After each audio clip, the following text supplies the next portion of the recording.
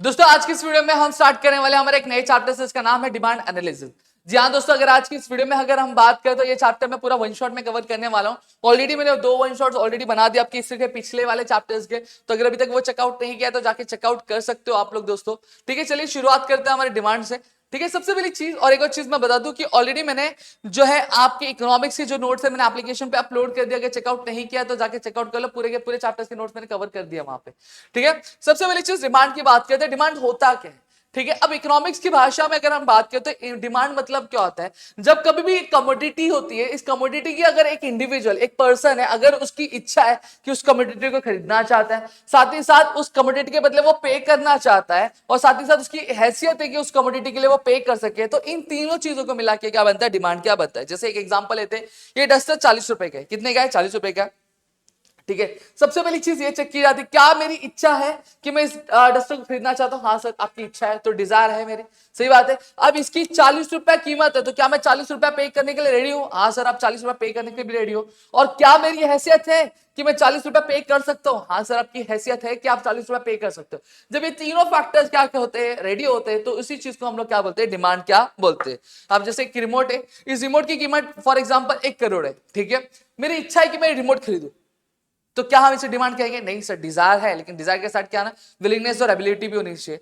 अब अगर मैं बात करूं तो मेरी इच्छा है कि मैं इसको खरीदना चाहता हूं, सही बात है, तो डिजायर वाला क्वालिटी फुलफिल हो गया। क्या मैं 1 करोड़ रुपया पे करने के लिए रेडी हूं? हाँ सर, आप 1 करोड़ रुपया पे करने के लिए भी रेडी हो, तो विलिंगनेस भी हो गया। लेकिन क्या मेरी हैसियत है कि मैं 1 करोड़ रुपया पे कर सकूं? नहीं सर, आपकी हैसियत नहीं है कि आप 1 करोड़ रुपया पे कर सको, तो क्या ये इसे हम डिमांड कहेंगे? नहीं, इसे डिमांड हम कहेंगे नहीं। अगर मेरी हैसियत भी होती है 1 करोड़ रुपया पे करने की, तब हम इसे क्या कहते हैं? हाँ, इस पर्टिकुलर चीज की आपकी क्या डिमांड है। तो वही बोला गया है, क्या बोला गया है? In economics demand means a desire which is backed by the willingness and ability to pay back for the commodity. अब डिमांड शेड्यूल क्या होता है? देखो यहाँ पे सीधी सीधी बात है, बहुत इजी लैंग्वेज में। डिमांड शेड्यूल क्या होता है? एक टैबुलर रिप्रेजेंटेशन होता है जो हमें क्या एक फंक्शनल रिलेशनशिप बताता है।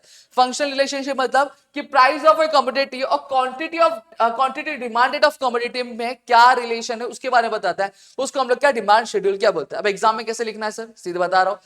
Demand schedule refers to a tabular representation which shows the functional relationship between the price of a commodity and the quantity demanded of a commodity. अब ये किस तरह का रिलेशनशिप बताता है? देखो हम यहाँ पे देखो जब कमोडिटी की प्राइस कितनी थी? 10 रुपया थी, तो डिमांड कितना किया जाता था? 1 किलो किया जा रहा था। वहीं जब प्राइस क्या हो गई? 8 हो गई, तो डिमांड कितना? 2 किलो किया जाए।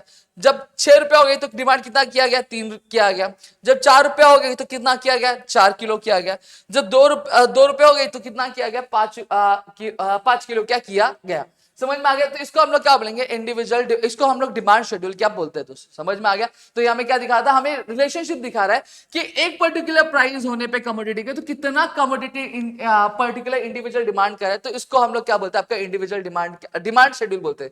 समझा? तो ये हमें रिलेशनशिप दिखाता है। अब इंडिविजुअल डिमांड शेड्यूल क्या होता है? अब यहां पे ध्यान देना, सबसे पहले इंडिविजुअल डिमांड देख लेते हैं। अब इंडिविजुअल डिमांड क्या होता है? मार्केट है, सही बात है, बहुत बड़ा मार्केट होता है। अब मार्केट में अलग अलग कंज्यूमर्स होते हैं, सही बात है। अब पूरे मार्केट में से जब हम ये देख रहे हैं कि एक जो इंडिविजुअल कंज्यूमर है, एक पर्टिकुलर प्राइस पे कितना कमोडिटी क्या कर रहा है? परचेस कर रहा है, कितनी क्वांटिटी परचेस कर रहा है, उस स्टडी को, उस चीज को हम लोग क्या बोलते हैं? इंडिविजुअल डिमांड क्या बोलते हैं। क्लियर हो गया? जैसे फॉर एग्जांपल मार्केट है, मार्केट में 100 लोग हैं, उन 100 लोगों के बारे में नहीं पढ़ा हम, उन 100 में से एक पर्सन पढ़ रहे हैं कि 10 रुपए किलो सब्जी होने पर वो 2 किलो खरीद रहा है। जब 8 हो गया तो 4 किलो खरीद रहा है। जब 6 हो गया तो वो 6 किलो खरीद रहा है। जब 4 हो गया तो वो 8 किलो खरीद रहा है। समझ में आ गया? तो इसको हम लोग क्या बोलते हैं? इसको हम लोग इंडिविजुअल डिमांड बोलते हैं। क्लियर हो गया? मतलब पूरे मार्केट में जब कभी भी क्या होता है, जब हम एक पर्टिकुलर कंज्यूमर एक पर्टिकुलर प्राइस पे कितनी क्वांटिटी डिमांड कर रहा है उसकी स्टडी करते हैं, तो उसको हम इंडिविजुअल डिमांड क्या बोलते हैं। ठीक है, ये ग्राफ है, मैं आगे समझाऊंगा आपको। फिर क्या आता है? मार्केट डिमांड शेड्यूल होता है। अब इंडिविजुअल डिमांड में हमने क्या पढ़ा कि पूरे मार्केट में जब हम एक पर्टिकुलर कंज्यूमर की क्या करते हैं? डिमांड को स्टडी करते हैं, उसको हम इंडिविजुअल डिमांड बोलते हैं। लेकिन मार्केट डिमांड क्या होता है? मार्केट डिमांड मतलब मार्केट में जितने भी कंज्यूमर्स होते हैं उन सभी की जब हम क्या कहते हैं? डिमांड को क्या स्टडी करते हैं, तो उसको हम लोग क्या बोलते हैं? मार्केट डिमांड क्या बोलते हैं। जैसे फॉर एग्जांपल देखो यहीं पे दिया, market demand is a total demand of a commodity from all the consumers at a given price during a given period of time. मतलब वही है ना भाई कि पूरा मार्केट है, पूरे मार्केट में जितने भी कंज्यूमर्स है एक पर्टिकुलर प्राइस होने पे कितनी क्वांटिटी क्या डिमांड कर रहे हैं, उसको हम लोग क्या बोलते हैं, मार्केट डिमांड क्या बोलते हैं। अब वो किया कैसे जाता है, देखो जैसे फॉर एग्जांपल 10 रुपए क्या कमोडिटी के प्राइस है, ठीक है। ए जो है 10 रुपए होने पे 5 किलो खरीद रहा है, बी 10 किलो खरीद रहा है, सी कितना खरीद रहा है, 15 किलो खरीद रहा है। अब ये तीनों को ऐड किया जाएगा, कितना हो गया, 10 5 15 कितना हो गया, 30 हो गया। तो मार्केट डिमांड कितनी है, 30 है, ठीक है। फिर 8 रुपए होने पे कितना हो रहा है, 10 किया जा रहा है। ए कितना खरीद रहा है, 10 किलो खरीद रहा है, बी कितना खरीद रहा है, 15 किलो खरीद रहा है, और सी कितना खरीद रहा है, 20 किलो खरीद रहा है। तो 20 और 10 कितना हो गया, 30, और 30 15 कितना हो गया, 45। तो 45 क्या हमारा डिमांड हो गया। तो इस तरीके से डिमांड, मार्केट डिमांड को कैलकुलेट क्या किया जाता है। अब आते हैं types of demand. Direct demand क्या होता है, अब टाइप्स ऑफ डिमांड भी बहुत ज्यादा इंपॉर्टेंट है, तो ध्यान से सुनना। डायरेक्ट डिमांड क्या होता है, ऐसी कोई भी कमोडिटी जो कंज्यूमर्स के वांट को डायरेक्टली सेटिस्फाई करती है, उसको हम लोग क्या बोलेंगे, डायरेक्ट डिमांड बोलेंगे। इनडायरेक्ट डिमांड क्या होता है, इनडायरेक्ट डिमांड को हम लोग डिराइव्ड डिमांड भी बोलते हैं।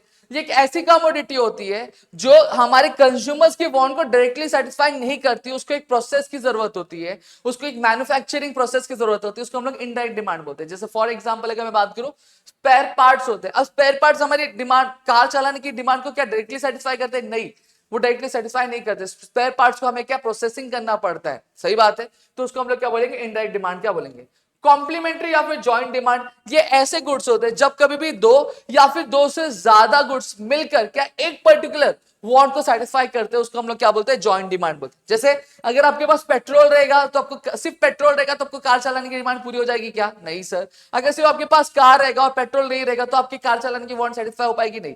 कार और पेट्रोल दोनों मिलके क्या करते हैं, आपकी कार चलाने की वांट को सेटिस्फाई करते हैं। तो यहाँ पे दो कमोडिटी मिलके क्या आपकी एक पर्टिकुलर वांट को सेटिस्फाई करिए, तो इसको हम लोग क्या कॉम्प्लीमेंट्री और जॉइंट डिमांड क्या बोलते हैं।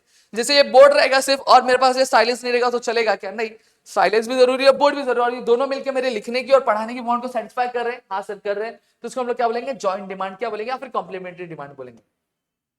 कंपोजिट डिमांड क्या होता है, जब कभी भी एक पर्टिकुलर गुड्स क्या करता है, आपकी मल्टीपल वांट को सेटिस्फाई करता है, उसको हम लोग क्या बोलेंगे, कंपोजिट डिमांड क्या बोलते हैं। जैसे इलेक्ट्रिसिटी, अब इलेक्ट्रिसिटी हमारी एक बार में कई सारे वांट सेटिस्फाई करता है, हाँ सर। जैसे आपकी मोबाइल चार्ज करने की वांट को सेटिस्फाई कर, आपके घर में फैन चल रहा होगा, एसी चल रहा होगा, उसकी वांट को सेटिस्फाई कर रहा होगा, लाइट की वांट को सेटिस्फाई कर रहा होगा, सही बात है।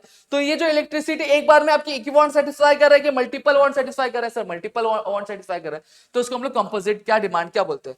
कॉम्पिटिटिव डिमांड, कॉम्पिटिटिव डिमांड मतलब क्या होता है कि जिसका एक ऐसी कमोडिटी जिसका क्या हो, एक सब्स्टिट्यूट हो, जो आपका अगर ये गुड नहीं, तो जैसे फॉर एग्जांपल चाय, ठीक है। अगर आपकी चाय महंगी हो गई तो चाय के साथ क्या आप पीना चालो, चाय महंगी हो गई तो आप क्या लोगे, कॉफी ले। दोनों आपकी क्या पर्टिकुलर वांट को सेटिस्फाई करने के लिए है, रेडी है कि नहीं रेडी है, रेडी है, ठीक है। दोनों आपकी सेम, दोनों चीज जो अलग अलग है, ठीक है, लेकिन आपकी वांट इक्वली सेटिस्फाई कर सकते हैं कि नहीं कर सकते, कर सकते, तो उसको हम लोग कॉम्पिटिटिव डिमांड क्या बोलते हैं। अब determinants of demand, determinants of demand मतलब क्या हो गया, ऐसी कौन सी चीज है जिसकी वजह से डिमांड किसी भी पर्टिकुलर कमोडिटी का बढ़ता है या फिर कम होता है, उस चीज के बारे में हम लोग क्या पढ़ेंगे। इसी को हम लोग क्या बोलते हैं, डिटर्मिनेंट्स ऑफ डिमांड बोलते हैं। फैक्टर्स अफेक्टिंग डिमांड भी हम क्या बोलते हैं। सबसे पहली चीज प्राइस आता है। अगर किसी भी पर्टिकुलर कमोडिटी है, अगर जैसे फॉर एग्जांपल ये डस्टर है, ये डस्टर 100 रुपए का था तो मैं 2 खरीदता था, लेकिन जब ये 300 रुपए का हो जाएगा तो मैं 2 खरीदूंगा क्या, नहीं, मैं एक ही खरीदूंगा, क्योंकि मेरे पास 200 रुपए, सॉरी 100 रुपए ही थे, ठीक है। तो यहां पे अगर मैं बताऊं, जब प्राइस बढ़ा तो डिमांड इसका कम हुआ कि ज्यादा हुआ, बड़ा वैसी बात कम हुआ। अगर यही प्राइस अगर इसका 50 रुपए में ये 2 मिलना चालू हो जाएंगे तो मैं 4 खरीदूंगा कि नहीं खरीदूंगा, क्योंकि मेरा इतना बड़ा क्लासरूम है तो मुझे 4 डस्टर की रिक्वायरमेंट, तो मैं 4 खरीदूंगा कि नहीं खरीदूंगा, हाँ सर खरीदोगे, सही बात है। तो देखो प्राइस कम हुआ तो डिमांड बढ़ा कि नहीं बढ़ा, बढ़ा। तो ये है, देखो पहला आता है। फिर क्या आता है, इनकम। अब यहां पे अगर मैं बात करूं, जैसे फॉर एग्जांपल जब मेरी इनकम कितनी थी, महीने की 20,000 रुपए थी, तो मैं 40 रुपए किलो वाला चावल खाया करता था।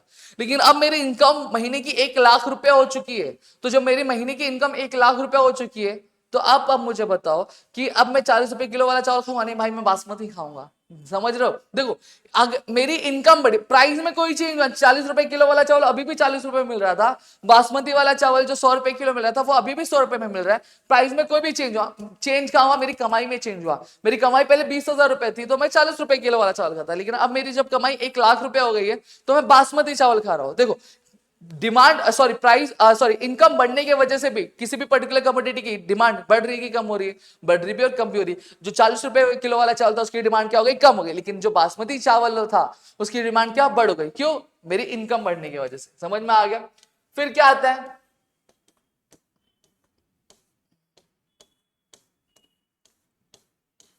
ठीक है।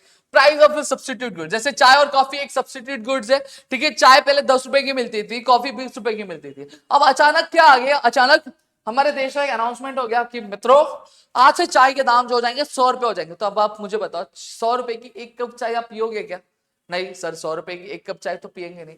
तो अब आप क्या पीना चालू कर दोगे? कॉफी पीना चालू कर दोगे। कॉफी भी आपको फ्रेशनेस देता है कि नहीं देता है? बट ऑब्वियस सी बात है देता है। समझ में आ गया कि नहीं आ गया? तो यहाँ पे देखो, जब कभी भी सब्स्टिट्यूट गुड के प्राइस अगर बढ़ते तो दूसरे जो गुड्स होता है उसका डिमांड बढ़ता है कि कम होता है? बट ऑब्वियस सी बात है बढ़ता है। अगर वही कॉफी का डिमांड अगर बढ़ जाता और चाय का प्राइस, सॉरी कॉफी का अगर प्राइस बढ़ जाता और चाय का जो प्राइस है वो कम हो जाता, तो किसकी डिमांड बढ़ती? चाय की डिमांड बढ़ती। तो उसको हम लोग क्या बोलते हैं? प्राइस ऑफ सब्स्टिट्यूट गुड्स की वजह से राइज ऑफ कॉम्प्लीमेंट्री गुड्स। अब कॉम्प्लीमेंट्री गुड्स मैंने अभी बताया, कॉम्प्लीमेंट्री गुड्स या फिर जॉइंट गुड्स, जब कभी भी दो कमोडिटी मिलकर आपके एक वांट को सेटिस्फाई करते हैं उसको हम लोग क्या बोलते हैं? कॉम्प्लीमेंट्री गुड्स या फिर जॉइंट डिमांड क्या बोलते हैं।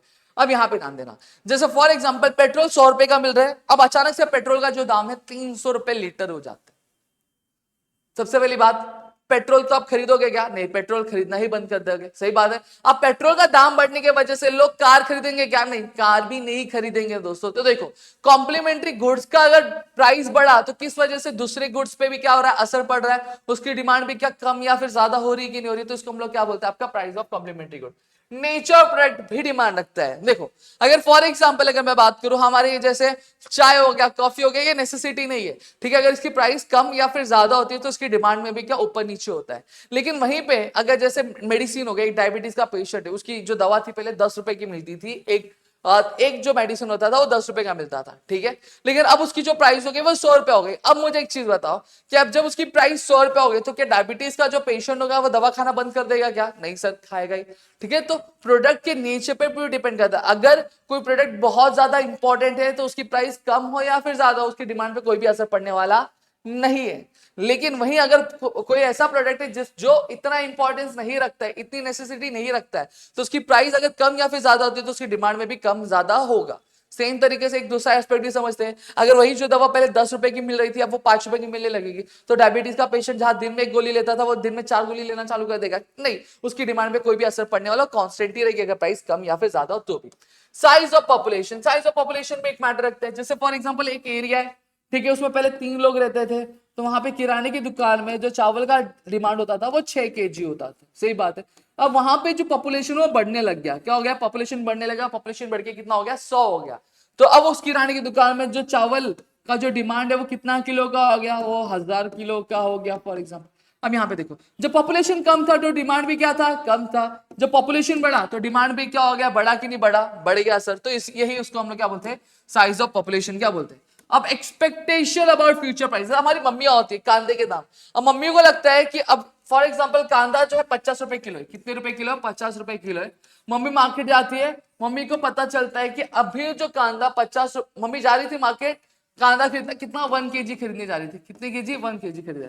जो मम्मी दुकान पे जाती है तो वहां पे मम्मी को पता चलता है कि अब आगे कल के दिन जो कांदे का दाम है 50 से कितने रुपए किलो हो जाने वाला है? वो 150 रुपए किलो होने वाला है, ठीक है। और मम्मी पहले खरीदना कितने किलो गई थी? 1 किलो की गई थी। अब मम्मी भी सोचेगी अरे भाई प्राइस बढ़ने वाला है, तो मम्मी क्या खरीदेगी? अब 1 किलो ही खरीदेगी? नहीं, मम्मी क्या खरीदती है? 5 किलो 6 किलो एक्स्ट्रा ही खरीदेगी। क्यों? क्योंकि आगे जो कांदे हो जाएंगे वो महंगे हो जाएंगे। सेम तरीके से अगर दूसरा एस्पेक्ट समझू, मम्मी गई मार्केट में, 50 रुपए किलो कांदा था, ठीक है, खरीदने कितने? 3 किलो वाली थी। अब मम्मी गई मार्केट में, मम्मी को पता चला कि भैया कि कांदे का दाम है आगे कम होने वाला है। कितना रुपए किलो होने वाला? 10 रुपए किलो होने वाला है कल, ठीक है। तो मम्मी कांदा खरीदेगी 3 किलो क्या? नहीं, हो सकता है कि पाव किलो ही खरीदे या फिर आधा ही किलो खरीदे या फिर उस दिन की जितनी जरूरत हो उतना ही खरीदे। क्यों? क्योंकि आगे प्राइस क्या हो जाएगी? कम हो जाएगी। अब यहाँ पे देखो, जब मम्मियों को लग रहा है कि आगे प्राइस बढ़ेगा या फिर कम होगा, तो उसकी वजह से आज में डिमांड बढ़ रहा है और कम हो रहा है। जो मम्मी को लग रहा है कि आगे प्राइस क्या होने वाला? बढ़ने वाला है, तो आज जो है अनियन का डिमांड बढ़ा कि कम हुआ? बढ़ा, क्योंकि मम्मी ज्यादा खरीद रही है। वहीं पे जब मम्मी को लग रहा है कि अनियन की प्राइस क्या होने वाली? कल कम होने वाली है, तो मम्मी आज ज्यादा खरीद रही है कि कम खरीद रही है? कम खरीद रही है। तो इससे जो कांदे की डिमांड बढ़ रही है कि कम हो रही है?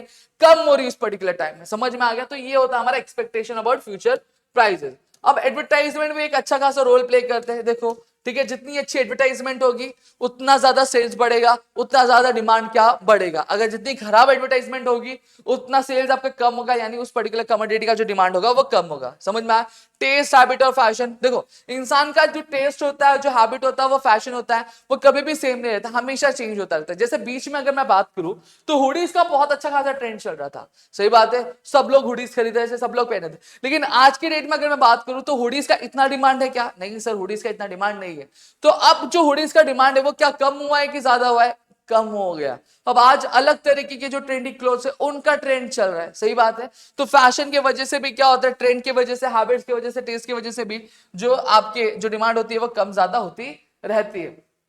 फिर क्या आता है, लेवल ऑफ टैक्सेशन। देखो अगर टैक्स गवर्नमेंट जो होती है किसी पर्टिकुलर कमोडिटी पे अगर टैक्स बढ़ा देती है तो बट ऑब्वियसली बात प्राइस बढ़ेगी। अब जब प्राइस बढ़ेगा तो डिमांड क्या हो जाएगा, कम हो जाएगा। अगर वही गवर्नमेंट किसी पर्टिकुलर कमोडिटी पे जो टैक्स कम कर देती है तो प्राइस क्या हो जाएगा, कम हो जाएगा। जब प्राइस कम होगा तो बड़ा ऑब्वियसली बात है डिमांड क्या हो जाएगा, बढ़ जाएगा। समझ में आ गया, क्लियर है इतनी चीजें।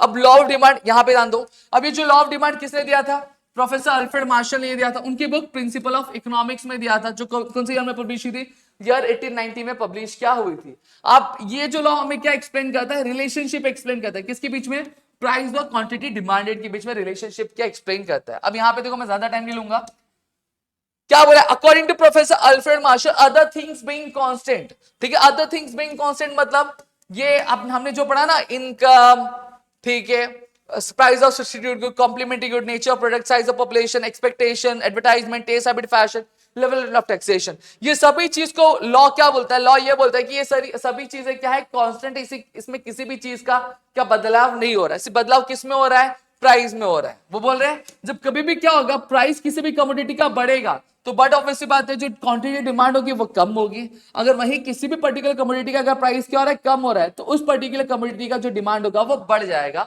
ये हमारा लॉ ऑफ डिमांड क्या बोलता है, देखो यही चीज बोला है, अदर थिंग्स बीइंग कांस्टेंट, या फिर इक्वल भी लिख सकते हो, higher the price of a commodity smaller is the quantity demanded and lower the price of a commodity larger is the quantity demanded. अब इसको याद कैसे रखना है, देखो यहाँ पे हायर स्मॉलर, ठीक है, फिर लोअर लार्जर, ये एक लाइन से लिख लेना है, हायर स्मॉलर लोअर लार्जर। ठीक है, अब ये लाइन देखो, higher the price of a commodity, फिर क्या, small is the quantity demanded, फिर वापस lower the price of a commodity larger is the quantity demanded. तो याद रखो हायर स्मॉलर लोअर लार्जर, फिर याद रखना the price of a commodity is the quantity demanded।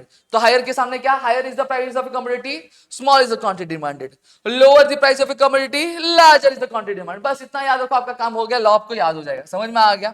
ठीक है, अब assumptions क्या होते हैं, अब assumptions मतलब ये बोला गया है कि जहां assumption मतलब assume कि जो हमारे अल्फ्रेड मार्शल क्या बोलते हैं, अगर आप चाहते हो कि लॉ क्या सही प्रूफ हो तो आप हमेशा एक चीज ध्यान में रखना कि लॉ तभी सही प्रूफ होगा जब ये सारी चीजें क्या रहेंगी, वो सर्कमस्टांसेस जब ऐसी रहेंगी तभी ये लॉ सही प्रूफ होगा, वरना लॉ क्या हो जाएगा, गलत प्रूफ हो जाएगा।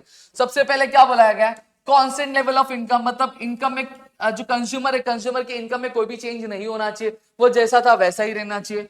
पॉपुलेशन का जो साइज है उसमें भी किसी तरह का चेंज नहीं होना चाहिए। अगर पॉपुलेशन का साइज अगर बढ़ रहा है, ठीक है, और भले प्राइस भी बढ़ रही है तो बड़ा ऑब्वियसली बात है डिमांड क्या होगा, पहले कंपैरिजन में बढ़ने वाली है। जो सब्स्टिट्यूट गुड्स है उसका प्राइस भी क्या रहना चाहिए, कांस्टेंट रहना चाहिए, उसमें किसी तरह का चेंज नहीं होना चाहिए।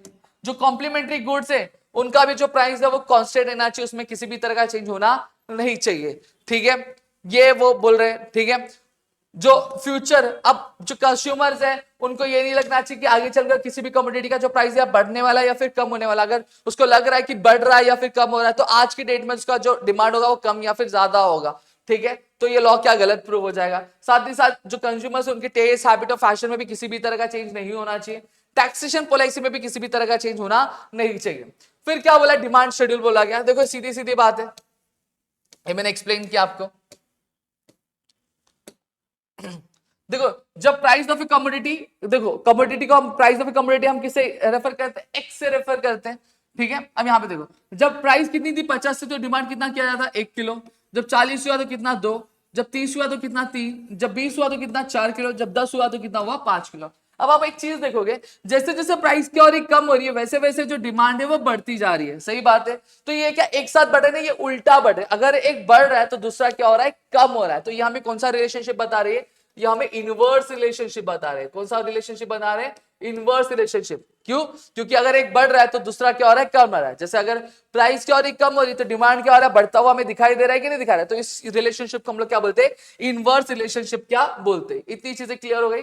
अब ग्राफ भी यहाँ पे देख लो। देखो सबसे पहली चीज क्या है, वाई एक्सिस है। वाई एक्सिस पे क्या है, प्राइस लिखी गई है, ठीक है। फिर एक्स एक्सिस पे क्या है, जितनी क्वांटिटी डिमांड की जा रही है वो लिखी जा रही है। सही बात है। 50 किलो पे 50 रुपए में कितना किलो, 1 किलो। देखो यहाँ पे 1 है और यहाँ पे 50 मिल रहे, कहाँ पे, यहाँ पे मिल रहे, ठीक है। फिर देखो 2 यहाँ पे और 40 यहाँ पे, दोनों इंटरसेक्ट कहाँ पे करे, यहाँ पे करे रहे, ठीक है। फिर 30 यहाँ पे और 3 यहाँ पे मिल रहे। सही बात है। जो 20 है यहाँ पे और 4 यहाँ पे मिल रहे हैं, ठीक है। 10 यहाँ पे और 5 यहाँ पे मिल रहे हैं, बराबर, हाँ या ना, सही बात है। और एक ग्राफ के हिसाब से देखो 5 और 1 मिल रहे हैं, जहां पे वहां पे हमने क्या कर दिया, ज्वाइन कर दिया। 40 और 2 मिल रहे हैं, जहां पे मिल रहे हैं वो पॉइंट पे नोट कर दिया। 30 और 3 जहां पे मिल रहे हैं वहां पे हमने इसको नोट कर दिया। 20 और 4 जहां पे मिल रहे हैं वहां पे हमने नोट कर दिया, ठीक है। 10 और 5 जहां मिल रहे हैं वहां पे नोट कर दिया। क्लियर हो गया, इतनी चीजें क्लियर हो गई। अब देखो, अब जब ग्राफ बनेगा कहां से शुरू होगा, ऊपर से शुरू होगा। हम कहा ऊपर से नीचे है कि नीचे से ऊपर गए, बट ऑब्वियसली बात है सर ऊपर से नीचे आए, ठीक है। तो जब ऊपर से नीचे आ रहा है तो स्लोप हमारा कहां, ऊपर से नीचे जा रहा है, मतलब कहां स्लोप कर रहा है, डाउनवर्ड स्लोप कर रहा है। क्या स्लोप कर रहा है, डाउनवर्ड स्लोप कर रहा है। क्लियर हो गया। अब कौन से डायरेक्शन में स्लोप कर रहा है, ये देखो, ये मेरा राइट हैंड है, ये मेरा लेफ्ट हैंड है। ये ऊपर से नीचे आ रहा है, मतलब लेफ्ट के साइड से के नीचे आ रहा है। तो आप क्या लिखोगे, the demand curve slope downward, क्या, from left to right. Clear हो गया। यही चीज लिखनी, इसके अलावा कोई और चीज लिखने की जरूरत नहीं है एक्सप्लेनेशन में। यही चीज एक्सप्लेनेशन में आपसे मांगी जाती है। पहले एक्सप्लेन कर दो कि 50 पे कितना है, 40 पे कितना, ये लिख दो। फिर इसके बाद ग्राफ एक्सप्लेन कर दो, ठीक है। ग्राफ एक्सप्लेन कर दो। फिर स्लोप कहां से स्लोप करा, ऊपर से नीचे, मतलब फ्रॉम डाउनवर्ड स्लोप करा है, फ्रॉम लेफ्ट टू राइट। जो हमें क्या रिलेशनशिप दिखा रहा है, जो हमें इनवर्स रिलेशनशिप दिखा रहा है। क्लियर हो गया, इतनी चीजें क्लियर हो गई सबको, ठीक है। अब एक्सेप्शंस देखते हैं। अब एक्सेप्शंस मतलब क्या होता है, एक्सेप्शंस मतलब ये होता है कि जो लॉ क्या कहता है, अल्फ्रेड मार्शल ये बोलते हैं कि जो लॉ इन पर्टिकुलर चीजों पे क्या अप्लाई नहीं होता, इन पर्टिकुलर सर्कमस्टांसेस पे लॉ सही प्रूव नहीं होता। इनको छोड़ के हर चीज पे क्या लॉ अप्लाई होगा, लेकिन इस पर्टिकुलर सर्कमस्टांसेस में लॉ अप्लाई होने वाला सही नहीं है। सबसे पहले क्या आता है, गिफेंस पैराडॉक्स। गिफेंस पैराडॉक्स क्या बोलता है, इंफीरियर गुड्स और low quality goods are those goods whose demand does not rise even if the price falls at times. जैसे फॉर एग्जांपल अगर मैं बात करूं, ब्रेड की डिमांड अगर बात कर लेते हैं, ठीक है। अब ब्रेड की प्राइस अगर, जैसे चावल की बात करते हैं, एक चावल है, ठीक है, जो 50 रुपए 40 रुपए किलो मिलता था। कितने रुपए किलो मिलता था, 40 रुपए किलो क्या मिलता है, ठीक है। अब ये क्या है, ये हमारे इंफीरियर गुड्स है, ये हमें जरूरी वाले गुड्स है, ठीक है। हम इसको रोज के महीने में खाते हैं। अब फॉर एग्जांपल ये जो 40 रुपए किलो जहां चावल है, अब कितने रुपए किलो हो गया, 30 रुपए किलो हो गया। कितने रुपए किलो हो गया, 30 रुपए किलो हो गया। अब मुझे एक चीज बताओ, अब जब ये चावल जब 40 रुपए किलो था, आप कितना खरीद रहे थे, आप 30 केजीज खरीद रहे थे। कितना केजी खरीदे, 30 केजी। अब मुझे बताओ, जब ये 30 केजी हो गया तो क्या आप इसको 100 केजी खरीदना चालू कर दोगे क्या, नहीं। पहले भी आपके घर में 30 किलो ही चावल लगता था, और जब उसका डिमांड, अगर उसका प्राइस कम भी हो जाए तभी भी आप 30 किलो ही खरीदोगे, ज्यादा खरीदोगे क्या, नहीं। तो यही गिफेंस पैराडॉक्स का लॉ क्या बोलता है, वह यह बोलता है कि जितने भी इंफीरियर गुड्स होते हैं या फिर लो क्वालिटी के गुड्स होते हैं, उनकी प्राइस अगर कितनी भी कम हो जाए, उनके डिमांड पे कोई असर पड़ने वाला नहीं है। हो सकता है कि उनकी डिमांड क्या, अगर प्राइस कम हो रही है तो उनकी डिमांड क्या कम हो सकती है, क्यों, क्योंकि जो लोग होंगे, अब जैसे अब 30 केजी रुपीज चावल हो गया, तो हो सकता है कि लोग क्या होंगे, अब इसको खरीदने के बावजूद, इसको खरीदने के अलावा वो क्या करेंगे, इससे अच्छी हाई क्वालिटी वाला गुड्स क्या खरीदना पसंद करेंगे। रीजन, क्योंकि उनकी इनकम क्या हो जाएगी, बढ़ जाएगी। सही बात है। अब चावल जो 40 रुपए किलो मिलता था वो 30 रुपए किलो मिलने लग गया। अब आप क्या सोचोगे, अब आपकी इनकम एक साइड से क्या बढ़ रही, जो 20,000 रुपए थी अब वो कितने हो गई, 1 लाख हो गई। अब आप क्या करोगे, अब ये 30 किलो वाला चावल खाओगे, नहीं, आप किस पे शिफ्ट हो जाओगे, बासमती पे शिफ्ट हो जाओगे। सही बात है। तो आप पहले के कंपैरिजन में अच्छी क्वालिटी वाले गुड्स पे क्या हो गया, शिफ्ट हुए कि नहीं शिफ्ट हुए, शिफ्ट हुए। अब इसकी प्राइस कम हुई लेकिन इसका डिमांड बढ़ रहा, क्या नहीं, उल्टा उसका डिमांड क्या हो गया, कम हो गया। तो इसी को हम लोग क्या बोलते हैं, गिफेंस पैराडॉक्स क्या बोलते हैं। प्रेस्टीज गुड्स, प्रेस्टीज गुड्स पे भी रूल अप्लाई नहीं होता है। अब देखो लॉ क्या बोलता है, जितना ज्यादा प्राइस रहेगा उतनी कम डिमांड रहेगी, जितना कम प्राइस रहेगा उतना डिमांड क्या ज्यादा रहेगा। लेकिन ये प्रेस्टीज गुड से जो नाता है वो अलग ही है। देखो गोल्ड हो गया, डायमंड हो गया, ठीक है। फिर उसके बाद अगर मैं बात करूं आपके जो बाकी सारे गुड्स होते हैं, जो लग्जरियस गुड्स होते हैं, उनकी प्राइस जितना ज्यादा होती है उसकी डिमांड उतनी ही ज्यादा और बढ़ती है। सही बात है। जैसे फॉर एग्जांपल डायमंड बहुत ज्यादा महंगा है तो उसकी डिमांड भी बहुत ज्यादा है। क्यों? क्योंकि वो सिंबल है किसका? प्रेस्टीज का, लग्जरी का। तो उसकी प्राइस अगर कम होगी तो उसकी डिमांड कम हो जाएगी। समझ में आ गया? तो प्राइस जितनी ज्यादा रहेगी उसकी डिमांड उतनी ही ज्यादा बढ़ेगी। स्पेक्यूलेशन, स्पेक्यूलेशन जैसे दिवाली के टाइम अगर मैं बात करूं, दिवाली के टाइम पे हम क्या देखते हैं, हमारे मम्मी पापा हर कोई दिवाली के टाइम पे क्या शॉपिंग करने आता है, और हम एक आदत रहती है, एक हमारी सोच रहती है कि दिवाली जितनी ज्यादा नजदीक आएगी उतना जो प्राइस होगा कमोडिटी का वो क्या हो जाएगा, वो बढ़ता जाएगा। तो इस वजह से हम क्या करते हैं, हम यह करते हैं कि हम जाते प्राइस ज्यादा होने पे भी हम क्या करते हैं, गुड्स ज्यादा से ज्यादा खरीदते हैं, क्योंकि हमें लगता है कि कल के दिन प्राइस और ज्यादा बढ़ जाएगा, मतलब हायर रेट पे भी जो डिमांड होती है वो ज्यादा रहती है। तो इसी चीज को हम लोग क्या बोलते हैं, स्पेक्यूलेशन बोलते हैं।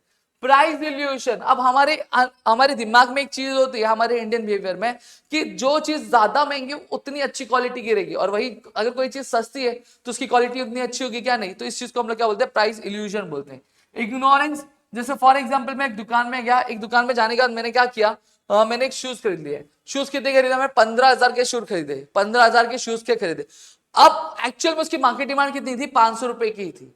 अब प्राइस ज्यादा होने की वजह से भी मैंने उसको खरीदा कि नहीं खरीदा? खरीदा। डिमांड उसकी चेंज हुई नहीं, डिमांड उसकी क्या बढ़ी। क्यों? क्योंकि मुझे एक्चुअल में उसकी मार्केट नॉलेज नहीं थी, उसकी मार्केट प्राइस का मुझे पता नहीं था। तो इसी को हम लोग क्या बोलते हैं, इग्नोरेंस बोलते हैं। हैबिचुअल गुड्स, सही बात है। अगर कोई बंदा है उसको पर्टिकुलर किसी गुड्स की बहुत ज्यादा हैबिट है, जैसे अल्कोहल, पहले 100 रुपए का मिलता था, अब 1000 का मिलने लगे, तो क्या जो अल्कोहलिक पर्सन होगा वो उसे पीना छोड़ देगा, उसे कंज्यूम करना छोड़ देगा क्या? नहीं, वो उसे कंज्यूम करेगा ही। समझ में आ गया? तो इसको हम लोग हैबिचुअल गुड्स क्या बोलते हैं। Variation in demands, variation in demands मतलब क्या होता है, जब कभी भी डिमांड बढ़ता है या फिर कम होता है। क्या? डिमांड जब कभी भी डिमांड बढ़ता है या फिर कम होता है, क्यों?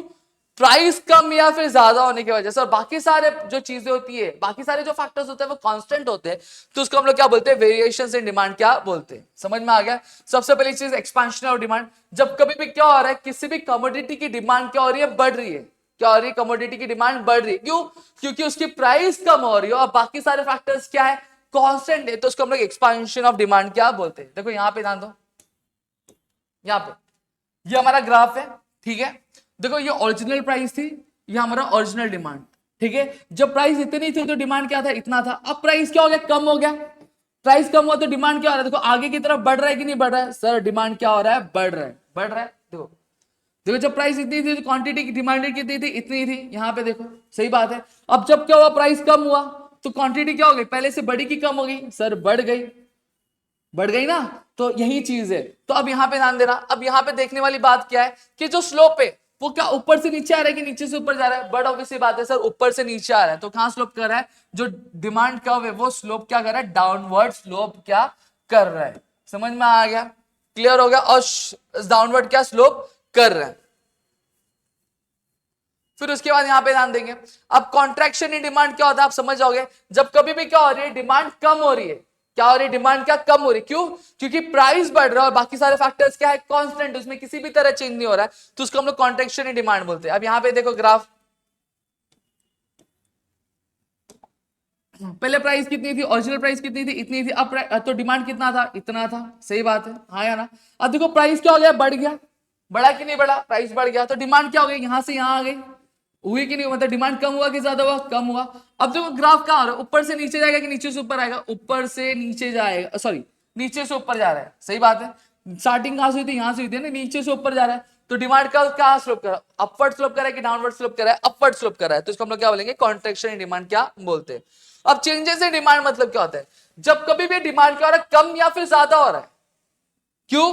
क्योंकि प्राइस कांस्टेंट और बाकी सारे फैक्टर्स में फेवरेबल या फिर अनफेवरेबल चेंजेस हो रहे हैं, तो उसको हम लोग क्या बोलते हैं, चेंजेस इन डिमांड बोलते हैं। अब इंक्रीज इन डिमांड देखेंगे। सबसे पहली चीज, जब कभी भी डिमांड बढ़ रहा है, क्या हो रहा है, डिमांड बढ़ रहा है। क्यों? क्योंकि प्राइस कांस्टेंट है और बाकी सारे फैक्टर्स मतलब सर इनकम हो गया, प्राइस ऑफ सब्स्टिट्यूट गुड्स हो गया, प्राइस ऑफ कॉम्प्लीमेंट्री गुड्स हो गया, ठीक है। फिर उसके बाद टैक्सेशन पॉलिसी हो गई। ये सारे फैक्टर्स में क्या हो रहा है, फेवरेबल चेंजेस हो रहे हैं, जिसकी वजह से डिमांड बढ़ रहा है, तो उसको हम लोग क्या बोलेंगे, इंक्रीज इन डिमांड क्या बोलेंगे। देखो प्राइस क्या है, जैसी थी वैसे ही कांस्टेंट, इसमें किसी भी तरह का चेंज हो रहा है नहीं। लेकिन बाकी सारे, जब प्राइस इतनी थी तो डिमांड कितना था, इतना ही था। लेकिन प्राइस कांस्टेंट है, प्राइस में किसी भी तरह का चेंज नहीं हो रहा है, लेकिन बाकी सारे जो फैक्टर्स उनमें फेवरेबल चेंज हो रहा है, जिसकी वजह से डिमांड क्या हो रहा है, बढ़ रहा है कि कम हो रहा है? सर बढ़ रहा है, सही बात है। तो डिमांड क्या आ रहा है? डिमांड आगे की तरफ बढ़ रहा है, हाँ या ना? ये मेरा राइट हैंड साइड है, तो कौन सी तरफ जा रहा है? राइट हैंड साइड जा रहा है। तो इसी चीज को, तो जो डिमांड है वो कौन सी तरफ शिफ्ट हो रहा है? राइट वर्ड शिफ्ट हो रहा है। देखो यही बोला गया है कि demand curve shift to the right hand side of the original demand curve. तो इस तरीके से ग्राफ को क्या देखना है। फिर क्या डिक्रीज इन डिमांड मतलब क्या होता है? जब कभी भी डिमांड क्या हो रही है? कम हो रही है। क्यों? क्योंकि प्राइस कांस्टेंट है, प्राइस क्या कांस्टेंट, लेकिन बाकी सारे फैक्टर्स में क्या हो रहा है?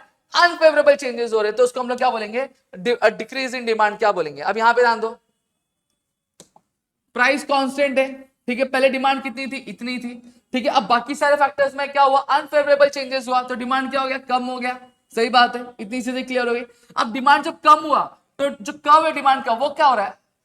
आगे की तरफ, यानी राइट हैंड साइड जा रहा है कि लेफ्ट हैंड साइड बढ़ रहा है? लेफ्ट हैंड साइड आ रहा है। अंदर की तरफ जा रहा है कि बाहर की तरफ जा रहा है? अंदर की तरफ आ रहा है। तो यही देखो, यही पे लिखा हुआ है क्या? The demand curve shift left hand side of the original demand curve. Clear हो गया? तो यहां पे मैंने पूरा का पूरा चैप्टर कंप्लीट कर दिया, और इसके जो पूरे नोट्स होंगे वो आपको हमारे एप्लीकेशन पे मिल जाएंगे, फ्री मटेरियल सेक्शन में, आप वहां से जाके चेकआउट कर सकते हो। आई होप यहाँ पे चीज आपको क्लियर हो गई। Still if you have any kind of doubt, please do let me know in the comment section में। आपके लिए और कई सारे वीडियोस लेकर आऊंगा। अगर आप चाहते हो ये सीरीज में बरकरार करूं तो प्लीज मुझे कमेंट सेक्शन में प्यारा सा कमेंट जरूर कर देना। तो मिलेंगे हमारे अगली वीडियो में, तब तक के लिए घर पे रहो सुरक्षित, अपना ध्यान रखना दोस्तों। जय हिंद दोस्तों।